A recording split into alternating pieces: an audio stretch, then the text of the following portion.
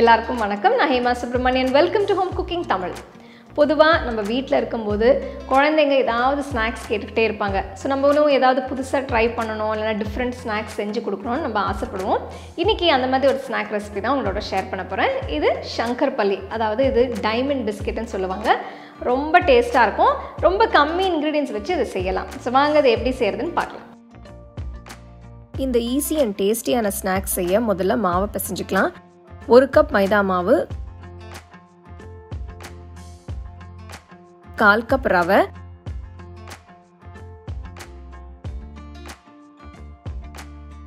1 சிட்டிகை உப்பு, 3/4 கப் பொடிச்ச சர்க்கரை,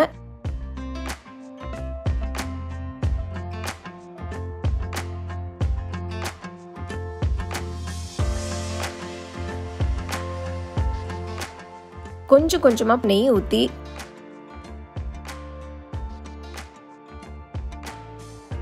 கொஞ்சம் கொஞ்சமாக பால் ஊற்றி மாவை பிசைங்க.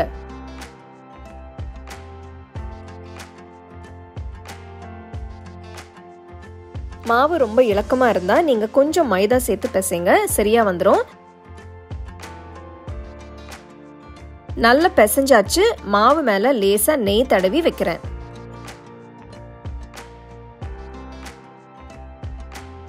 மாவை சின்ன சின்ன பால்ஸாக உருட்டி சப்பாத்தி கல்லில் கொஞ்சம் மாவு தூவி சப்பாத்தி மாதிரி திரட்டிக்கலாம். திரட்டும் போது ரொம்பவும் திக்காக இல்லாமல் ரொம்பவும் மெலிசாக இல்லாமல் மீடியமாக தேய்ச்சிக்கோங்க.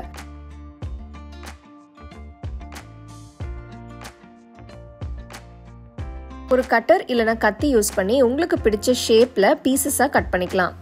நான் இப்போ டைமண்ட் ஷேப்பில் கட் பண்ணுறேன்.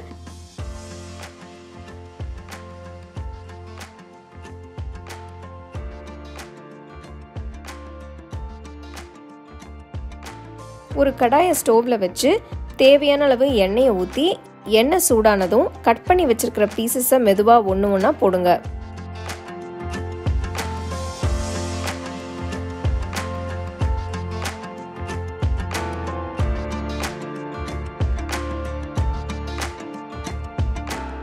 ரெண்டு பக்கம் நல்ல கோல்டன் ப்ரௌனாக பொரிஞ்சதும் எண்ணெயிலேருந்து எடுத்து சூடு ஆறுனதும் ஒரு ஏர்டைட் கண்டெய்னரில் ஸ்டோர் பண்ணி எப்போ தோணுதோ அப்போ எடுத்து சாப்பிட்டு என்ஜாய் பண்ணுங்கள். பார்த்தீங்க இல்லையா, ஷங்கர்பலி எவ்வளோ சூப்பராக இருக்குன்னு. இது ரொம்ப ஈஸியான ஒரு ரெசிபி. பசங்க பசிக்குதுன்னு ஏதாவது கேட்கும்போது நீங்கள் இதை செஞ்சு ஆற விட்டு ஒரு டப்பாவில் போட்டு வச்சிங்கன்னா நீங்கள் எப்போ வேணும்னா அதை எடுத்து கொடுக்கலாம். ரொம்ப டேஸ்ட்டாக இருக்கும். ரொம்ப ஈஸியான ஒரு ரெசிபி. கண்டிப்பாக ட்ரை பண்ணி எப்படி இருந்ததுன்னு எனக்கு சொல்லுங்கள்.